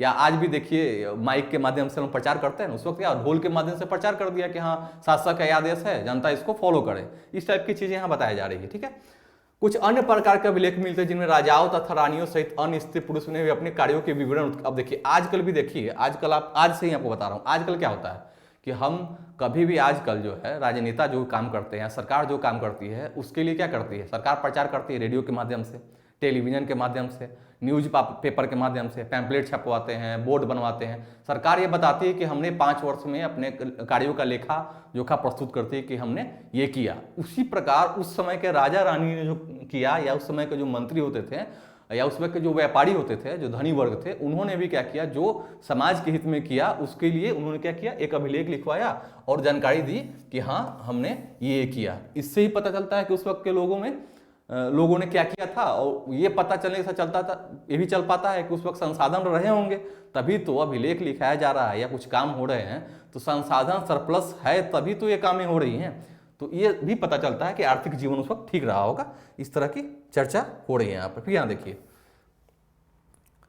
अब यहाँ पर आगे बात करते हैं। हाँ देखिए, जैसे शासक जो है लड़ाइयों में, जैसे उस वक्त क्या हुआ कि दो तीन शासक अगर है, जैसे क्षेत्र होता है, हर क्षेत्र में अलग अलग राजा हैं, तो किसी भी बात को लेकर क्लैश हो गया, क्षेत्र को लेकर हो गया, उपजाऊ भूमि को लेकर हो गया, जानवर को लेकर हो गया, पशु को लेकर हो गया, कोई भी क्षेत्र को लेकर कोई भी अगर समस्या उसको लेकर अगर कभी भी विवाद हुआ तो क्या हुआ था, लड़ाई होता था। तो लड़ाई होने पे क्या हुआ, अगर उन्होंने उस क्षेत्र को जीत लिया, राजा ने आत्मसमर्पण कर दिया, तो उसका भी वो क्या करते थे, राज्यादेश देते थे, और उसका भी एक अभिलेख लिखाया जाता था कि इस राजा ने फलाने राजा को इतने सन में हराया और उसके भूमि पर कब्जा कर लिया, वहां की प्रजा इनके अंतर्गत हो गई। इस टाइप की बातें आ रही हैं। फिर हम देखेंगे आगे इसमें। अब बात करें, क्या तुम, अभी क्वेश्चन एक उसका है अरसीदा का, क्या तुम बता सकती हो कि कठोर सतह पर लेख लिखवाने के लिए क्या लाभ थे, ऐसा करवाने में क्या क्या करते हैं। अब देखिए, ये सिंपल है सवाल, आप भी बता सकते हैं। कठोर का मतलब है कि पत्थर पर लेख लिखवाने में तो मुश्किल होगी ही, क्योंकि हम उस पर आजकल क्या है, छेनी हथौड़ी या जो भी लोहा का सामान है उससे हम क्या करते हैं, अभिलेख लिखवाते हैं। उस वक्त भी क्या होता, राजा क्या करता था कि पत्थर पर लिखवाने का कारण क्या था, तालपत्र और भोजपत्र क्या होंगे, सड़ जाएंगे, क्योंकि वो वृक्ष के पत्ते हैं, छाल हैं, कीड़े नष्ट कर देंगे या सड़ गल जाएंगे। लेकिन प्रस्तर क्या होगा, वो जल्दी तो क्षरित नहीं होगा, बहुत समय लगेगा। तो कारण ये था कि ये अभिलेख जो है नष्ट ना होने पाए, इसलिए अभिलेख लिखवाया जाता था ठोस या कड़वे चीजों पर या किसी ताम्रपत्र पर। कारण यही है कि अभिलेख जल्दी नष्ट ना हो। तो इससे क्या होता था कि ये अभिलेख अगर नष्ट हो गया रहता तो आज हम इसकी चर्चा नहीं कर पा रहे होते। अभिलेख है तभी तो इसकी चर्चा हो रही है। तो एक कारण सिंपल क्वेश्चन है, मैंने आपको यही करवा लिया। अब कठिनाइयाँ क्या आती है, तो कठिनाइयाँ क्या आएगी, इसको थोड़ा उकेरने में मुश्किल होती होगी, थोड़ा बहुत ही ज़्यादा कठिन काम है इस छोटे से पत्थर या पत्थर के टुकड़े पर लिखना। तो कठिनाइयाँ क्या आएंगी, वही आएंगी, या भाषा संबंधी, लिपि संबंधी कठिनाइयाँ आती होंगी, दूसरा कोई दिक्कत नहीं है इसमें। फिर हम आगे चर्चा करते हैं। इसके अतिरिक्त अन्य कई वस्तुएं अतीत में बनी और प्रयोग में लाई जाती थी। जैसे क्या क्या लाई जाती थी, तो अब क्या क्या लाएंगे, जैसे अध्ययन करने वाला व्यक्ति, जैसे अगर हम अभिलेख है, कोई अभिलेख है, तो अभिलेख को अध्ययन करेंगे तभी तो हम इतिहास लिखेंगे। तो अभिलेख पर जो लिखा गया है उसकी लिपि अगर पढ़ी जा सकी तो उसका अध्ययन हो जाएगा। तो लिपि जान गए तो उसकी भाषा पढ़ लिए, भाषा पढ़ लिए तो उसके बारे में जानकारी एकत्र हो गई आपके पास। तो वही पूछ रहा है। तो अध्ययन करने वाला व्यक्ति पुरातत्वविद कहलाता है। पुरातत्वविद किसे कहते हैं, तो हुआ कि ऐसी वस्तुओं का अध्ययन, जैसे कि अभिलेख हो गए, ताम्रपत्र, भोजपत्र, वो अध्ययन करने वाले को क्या करते हैं, पुरातत्वविद कहते हैं। पुरातत्वविद पत्थर और ईंट से बनी इमारतों के अवशेषों, चित्रों, मूर्तियों का अध्ययन करते हैं। वे औजारों, हथियारों, बर्तनों, आभूषणों, इस सब के बारे में क्या करते हैं, इत्यादि को देख के, उसकी संरचना देख के, उसको ये करके क्या करते हैं, उसके बारे में पता लगाते हैं कि इनकी रचना किसने की होगी, इनको किसने बनाया होगा, इनको किसने लिखा होगा, या उस वक्त जो औजार बना रहे हैं उनका जो शिल्पकार हैं वो अच्छे काम कर रहे हैं, बर्तन का निर्माण कर रहे हैं, आभूषण बना रहे हैं। तो इनसे पता चलता है कि उस वक्त की आर्थिक क्रियाकलाप में इन वर्गों का योगदान रहा था। ये सब टाइप के इसमें इस तरह की बातें हो रही हैं। अब आगे, अब ये देखते हैं, ये देखिए एक फिगर है, इसमें प्राचीन नगर से प्राप्त है। मतलब कोई साइट है, किसी साइट में खुदाई हुआ तो ये पात्र आपको मिला। इस पात्र को देखिए, ये एक पात्र मिला, दूसरा ये चीज मिली। अब इस पात्र का प्रयोग कब हो रहा है, यहां बता रहा है 4700 वर्ष पहले, मतलब 4700 BCE, इसमें इसका उपयोग हो रहा है। ठीक है, एक पुराना चांदी का सिक्का, ये चांदी का सिक्का है। इस तरह के सिक्कों का प्रयोग 2500 वर्ष पूर्व, देखिए पहले पात्र का प्रयोग हो रहा है, इतना पहले, मतलब पहले भोजन एकत्र करने के लिए संग्रह का काम हो रहा है।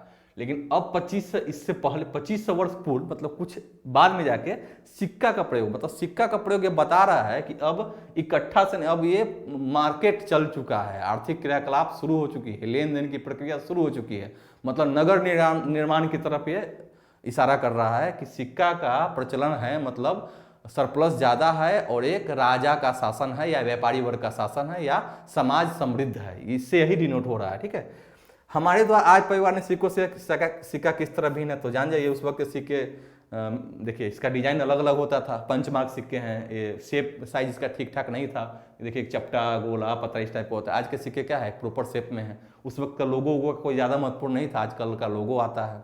उस वक्त के सिक्के का आदान प्रदान का तरीका अलग था, आज का अलग है। तो इस तरह के कुछ भिन्नताएं हैं जो आपको खुद पता होगा, क्योंकि आजकल आप लोग सारे लोग अब सिक्का इसके बारे में तो जानना बताना इतना ये नहीं, आप भी जानते हैं कि पहले के सिक्के आज के सिक्के में क्या अंतर है। देखिए अब अभिलेख जो पढ़ते हैं वो क्या करते हैं, सिक्कों की प्राप्ति के लिए क्या करते हैं, छानबीन। छानबीन मतलब अब जैसे कोई सिक्का मिला किसी साइड से, तो सिक्का मिला तो क्या करेंगे, उस सिक्का का अध्ययन करेंगे। सिक्का का अध्ययन से क्या पता लगे, पहले तो पता चलेगा कार्बन डेटिंग पद्धति से कि सिक्का कितना वर्ष पुराना बना, दूसरा किस शासक ने इसको जारी किया, तीसरा इस सिक्का की मात्रा से पता चलेगा कि समाज में मतलब उस आर्थिक क्रियाकलाप में सिक्का का प्रयोग ज़्यादा होता था या कम होता था। सिक्के के क्वालिटी से पता चलेगा कि संपन्नता ज़्यादा थी या कम थी।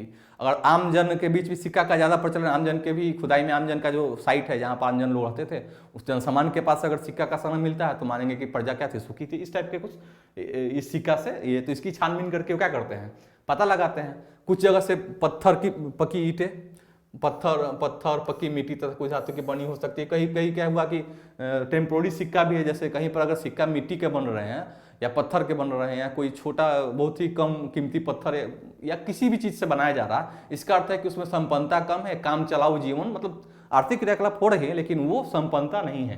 क्योंकि अगर सोना का चांदी का प्रयोग हो रहा है तो इसका अर्थ है कि आर्थिक क्रियाकलाप क्या है, अच्छे तरह से चल रहा है, राजवंश मतलब प्रजा जो है वो सुखी रही होंगी। तो ये चीज़ इससे बताती है। तो ये चीज़ आपको भी समझना है कि पुरातत्वविद क्या करते हैं, इन्हीं चीज़ों का सूक्ष्म परीक्षण करके ये बताते हैं कि उस वक्त की आर्थिक क्रियाकलाप क्या रही होंगी। ठीक है, अब आगे क्या है यहाँ देखिए, इसमें फिर आगे बता रहा है पुरातत्वविद जानवरों, चिड़ियों तथा मछलियों, ठीक है, इत्यादि जो जानवर है, ठीक है, मछलियों की हड्डियाँ भी ढूंढते हैं। मछलियों की हड्डियाँ अब क्यों ढूंढेंगे तो पता चलेगा, बता रहा हूँ अभी क्यों ढूंढेंगे। देखिए पुरातत्वविद क्या करें, जानवरों का, चिड़िया मछलियों की हड्डियां भी ढूंढते हैं तथा उनसे जानने में मदद मिलती है। क्या मिलती है, अतीत में लोग क्या खाते थे। जैसे मछली मिलेगा तो मछली की हड्डी अध्ययन पता चलेगा कि मछली कहीं पर हड्डी मिला, कहीं पर कोई साइड से हड्डी मिला, हड्डी का संग्रह मिला, मतलब भोजन खाने के बाद जो हड्डी फेंकते हैं वो मिला उस साइड से, तो जानेंगे कि हाँ भोजन के रूप में ये क्या करते थे, भोजन के रूप में मांस का प्रयोग करते थे, ये जान पाएंगे हम। दूसरा क्या है, वनस्पतियों के अवशेष बहुत मुश्किल से बच पाते थे। क्यों, क्योंकि सड़ जाएगा, अनाज सड़ जाता है। ठीक है, यदि अन्न के दाने अथवा लकड़ी के टुकड़े जल जाते थे तो भी जले हुए रूप में बचे रहते थे। क्यों, टिक जाते हैं, कोयला का रूप हो गया या कहीं पात्र में चिपका हुआ मिल गया तो उससे पता चला उसके अवशेष से कि उस वक्त ये अनाज उगता था, ये बता दिया। क्या पुरातत्वविदों को बहुधा कपड़ों के अवशेष मिलते होंगे, देखिए ये भी क्वेश्चन है। मिलते होंगे मतलब बताना है कि कपड़े जो कपास या किसी चीज से बने होंगे तो कपड़े भी तो सड़ जाएंगे। अगर मिलते होंगे या मिले होंगे, कहीं ना कहीं मिले हैं तो उससे क्या पता चलेगा कि उस वक्त सूत काटने की परंपरा शुरू हो गई या पुराने मतलब पारंपरिक रूप से ही कपड़ा पहनने लोग शुरू कर, मतलब वस्त्र का उनको जानकारी, वस्त्र की जानकारी थी, वस्त्र पहनते थे, ये सब उससे पता चलेगा।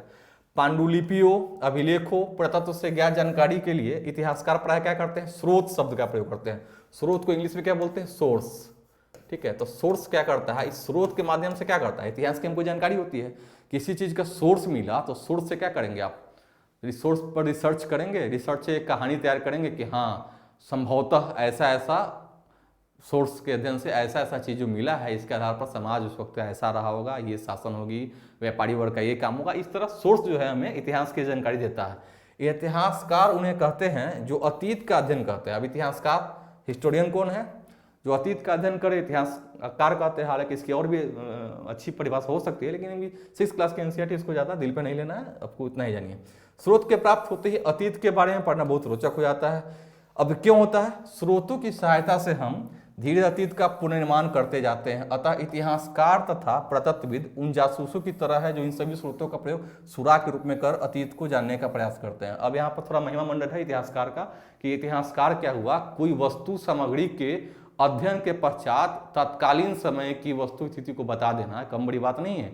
वो उस समय का आकलन करते हैं, एक इमेज बनाते हैं और आकलन कर बताते हैं कि तत्कालिक समय में ये सामग्रियाँ प्राप्त हुई हैं। इससे इसके आधार पर पता चलता है कि इस समय के मानव ये क्रियाकलाप करते थे, ये इनको जानकारियाँ थी और ऐसा इनका जीवन यापन होता था। तो ये कम बड़ी बात नहीं है। आज अगर ये नहीं होते तो हम लोग को ये इतिहास के बारे में पता नहीं चल पा रहा होता। इसलिए इतिहासकार और पुरातत्वविद हमारे लिए बहुत ही इम्पोर्टेंट है। क्यों इम्पोर्टेंट है? क्योंकि उन्होंने बताया, उन्होंने लिखा, जिसको हम आज पढ़ पा रहे हैं। देखिए अब अगला है इसमें अतीत एक या अनेक। अब अतीत एक या अनेक जो टॉपिक है इसमें 6th क्लास में देखिए क्या बोल रहा है। क्या तुमने, यहाँ दिया हुआ, क्या तुमने इस पुस्तक में शीर्षक हमारे अतीत पर ध्यान दिया? हमारे अतीत इस टॉपिक का शीर्षक। यहाँ अतीत शब्द का प्रयोग बहुवचन के रूप में किया गया। बहुवचन अब सिंगुलर प्लूरल नाउन आप तो जानते होंगे, इसके लिए इतना समय किल करने की जरूरत नहीं है, ये आप जानते होंगे। तो अतीत का यहाँ क्या है? अतीत का अर्थ यहाँ बहुआयामी है। इसमें अतीत मतलब सिर्फ पुराना के बारे में नहीं कहा जा रहा है, ये बहुआयामी सोर्स है।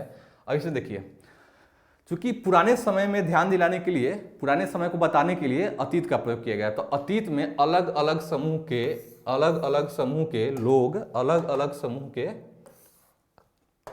समूह के लोगों के लिए इस अतीत के अलग अलग मायने थे। जैसे उदाहरण के लिए पशुपालकों अथवा कृषकों का जीवन राजाओं तथा रानियों के जीवन से तथा व्यापारियों का जीवन शिल्पकारों के जीवन से बहुत भिन्न था। हम अभी बताते हैं। देखिए पशुपालक का काम क्या है? पशुपालन करना। तो पशुपालन जो करेंगे तो पशुपालन की क्रियाविधि अलग होगी, उनका तरीका अलग होगा। कृषक खेती करेंगे। राजा रानी का जीवन थोड़ा लेविश होता है, वो अच्छा जीवन जीते हैं। व्यापारी का जीवन क्या होगा? तो व्यापार के उद्देश्य से कौन कौन सामग्री बेचते हैं, क्या करते हैं, उसके बारे में वो जानेंगे, जानकारी देंगे।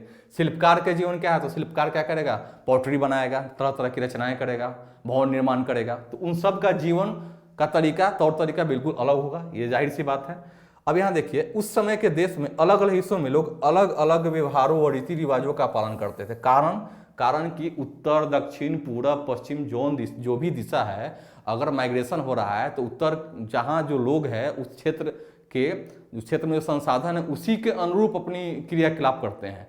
अगर जिस क्षेत्र में संसाधन मौजूद नहीं है, उस क्षेत्र में कम संसाधन है, तो क्या करेंगे? माइग्रेट करेंगे संसाधन के खोज में। तो वो वहाँ और वहाँ में बहुत सारा अंतर हो ही जाएगी, ये जाहिर सी बात है। फिर आगे बात करते हैं। उदाहरण के लिए अंडमान द्वीप के अधिकांश लोग अपना भोजन मछलियाँ पकड़कर, शिकार करके, फल फूल के संग्रह द्वारा प्राप्त करते हैं। कारण क्योंकि आज भी वो पारंपरिक लोग हैं। आप जारवा जनजाति के बारे में जाने होंगे, सेंटलीज प्रजाति के जनजाति के बारे में जानते होंगे। तो उनका जीवन क्या है? आज भी वो आरंभिक मानव की तरह जीवन यापन करते हैं, शिकार करते हैं, उनके क्षेत्र में जाना प्रतिबंधित है क्योंकि उनको उसी के रूप में सहेजा गया है। तो इसलिए उनका जीवन बिल्कुल इससे अलग है। ठीक है, अब हम यहाँ पर आगे चलते हैं। अब आगे बात करते हैं इसमें। हाँ, ये देखिए, शहर में रहने वाले लोग क्या करते हैं? खाद्य आपूर्ति के लिए किस पर डिपेंड करते हैं? हम जो शहर में अभी, अगर जो शहर में कोई रह रहा है तो क्या करेगा? उनके लिए एक अलग से चैनल होता है। क्या चैनल होता है? तो उनको खाद्य सामग्री के लिए मार्केट उपलब्ध है। मार्केट में गए, मार्केट में कृषक जो है अनाज उत्पादन किए, कहाँ पर जमा किए? स्टोर कर दिए मार्केट में, उनको बेच दिया। तो मार्केट में सामान है। तो हम जो शहर में रहे लोग क्या है? पूरी तरह किस पर डिपेंडेंट है? कृषक लोगों पर। हमारा भोजन किसानों के कारण आ पाता है, दूध सब्जी जो भी है किसान कारण दे पाते हैं। तो किसान क्या करते हैं? जो ग्रामीण क्षेत्र के लोग हैं या जो गांव में निवास करते हैं, कृषक क्या करते हैं? हमारी ज़रूरतों के लिए उत्पादन करते हैं और उसको वो बेच देते हैं शहरी को। तो या उनको खुद आते हैं, मैनुअल खुद अपने लेके आते हैं, शहर में बेचते हैं और चले जाते हैं। तो हमें एक समय में ही, एक साथ, एक ही मंच पर सारा चीज़ मौजूद हो जाता है। तो हम क्या करते हैं? हमारे जीवन क्या होता है? सुलभ हो जाता है, आसान हो जाती है। उस समय वैसी बात नहीं थी। उस समय क्या थी कि सारा चीज़ खुद को करना होता था।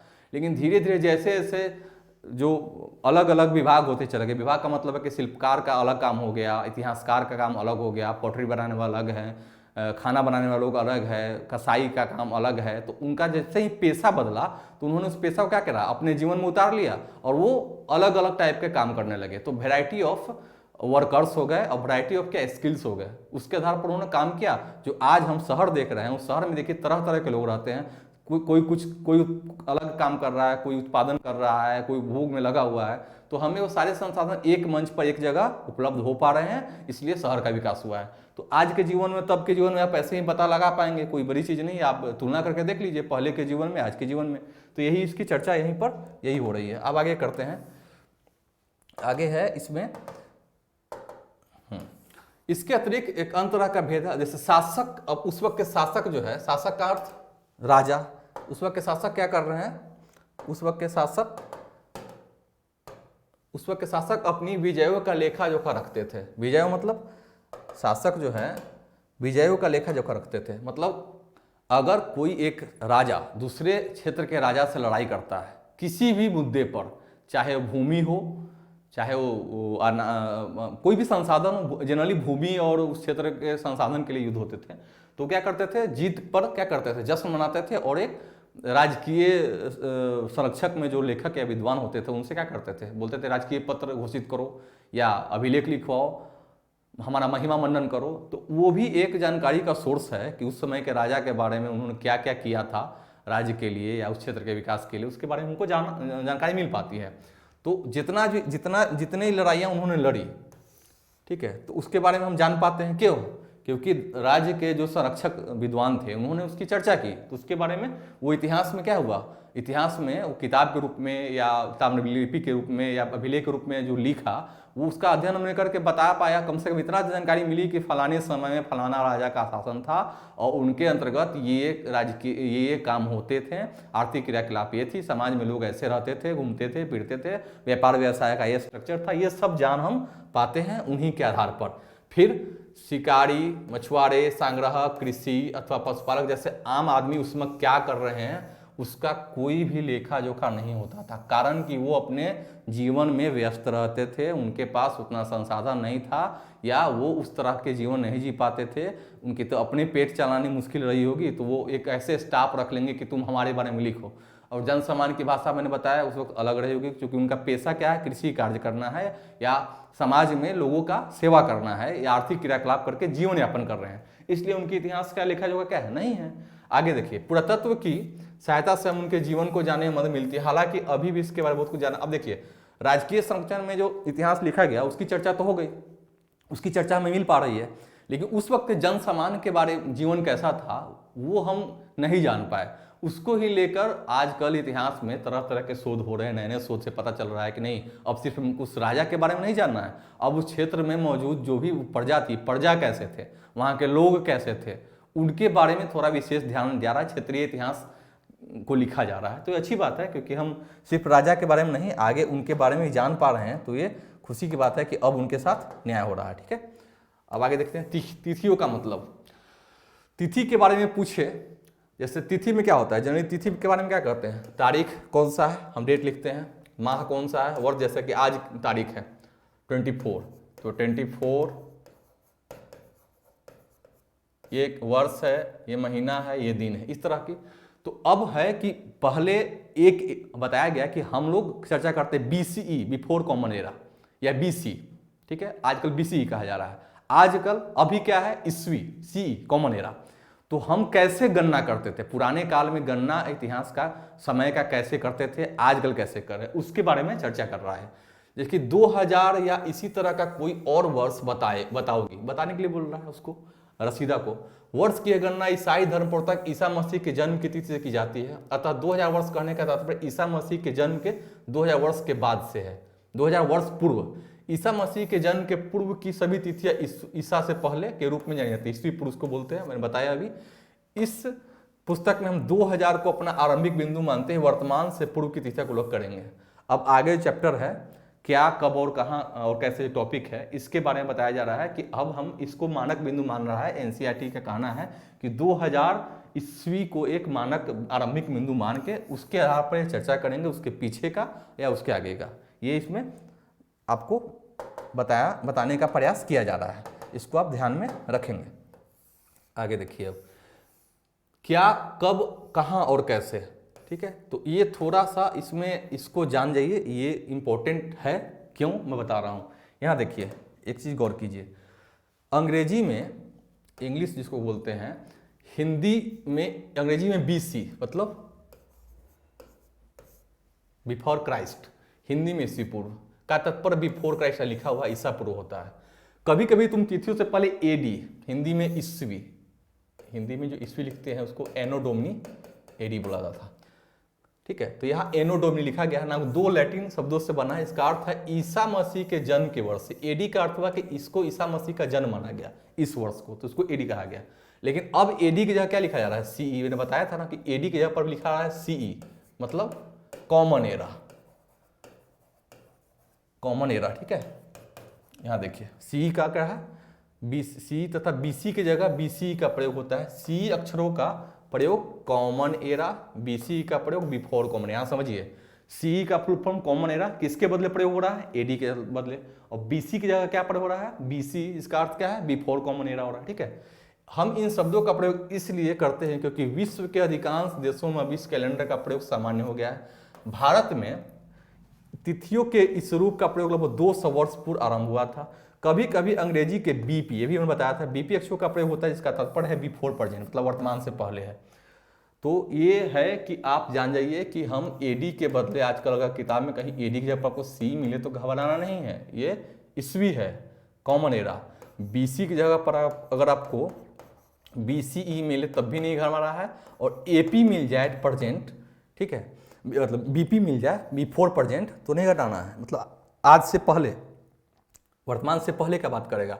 AP का अर्थ एट प्रेजेंट होता है, इसकी चर्चा नहीं कर रहे हैं। ठीक है, तो ये 3 तिथियों को देख के घबराना नहीं है कि आप बार बार उसमें AD, अगर CE लिख दिया तो घबराया करी, तो AD नहीं है CE, पता नहीं बदल गया।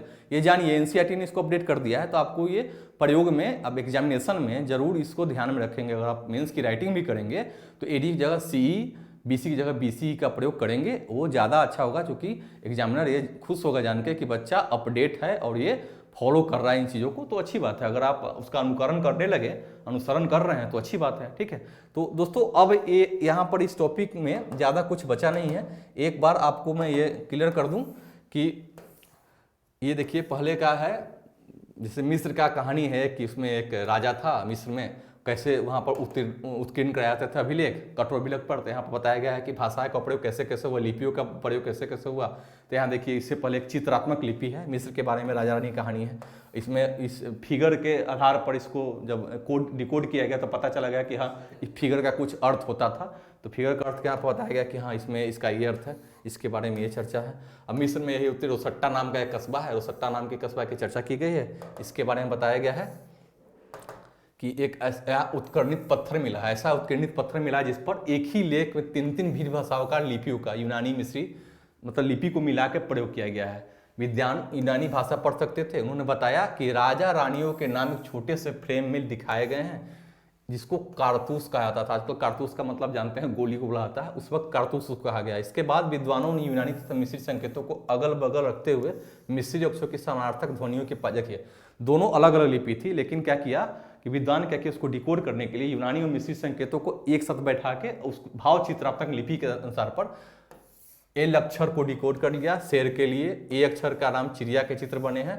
इस तरह उन्होंने क्या किया कि एक लिपि का प्रयोग करके आसानी से लिखों को पढ़ लिया। देखिए, ये एक बार फिर से यहाँ पर देखिए कि किस तरह 2 विभिन्न लिपियों को मिलाकर इन्होंने, विद्वानों ने मिस्र की लिपि यूनान की लिपि को मिला के इन्होंने डिकोड करके, अक्षर को डिकोड करके एक भाषा को जान लिया, और इस भाषा ने उस समय का इतिहास बता दिया। ये कम बड़ी बात नहीं है, एक वास्तविक मायने में बहुत बड़ी क्रांति है। ठीक है, अब ये कुछ है नहीं, अब ये चैप्टर आपका खत्म हो चुका है, अब इसमें कुछ है नहीं। एक बार आपको मैं रिव्यू कर देता हूँ। ये चैप्टर था NCERT class 6 chapter first. Topic का नाम है क्या, कब, कहाँ और कैसे। इस टॉपिक में हमने रसीदा का सवाल मतलब बताया था कि पिक्टोग्राफी और कथानक के माध्यम से NCERT ने अपडेट किया है आपकी समझ विकसित करने हेतु।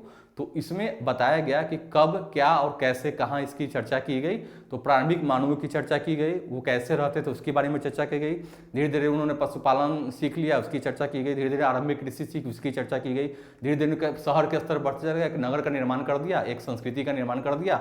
उनका जीवन यापन, रहन सहन, आर्थिक क्रियाकलाप, राजनीतिक जीवन, सांस्कृतिक जीवन, उस समय की कहानियाँ, राजाओं की, जितना जो एक समावेशन था उन्होंने एक एक झलक आपको दे दी इस टॉपिक के माध्यम से कि आप एक सामान्य विद्यार्थी के नाते आप जान पाए इस 6th क्लास के एनसीईआरटी ने आपको इतनी इतिहास की समझ दे दी कि उस वक्त के लोग कैसे रहते थे, क्या खाते थे, उनका जीवन यापन क्या था, उनका व्यवसाय क्या था, और आज से तुलना करके रसीदा को समझाया गया कि आज और पहले की तुलना करके ये आप समझ लो कि उस वक्त का जीवन और आज के जीवन में अंतर आपने समझ लिया तो अपने इतिहास समझ लिया। तो दोस्तों ये था क्लास 6 चैप्टर 1।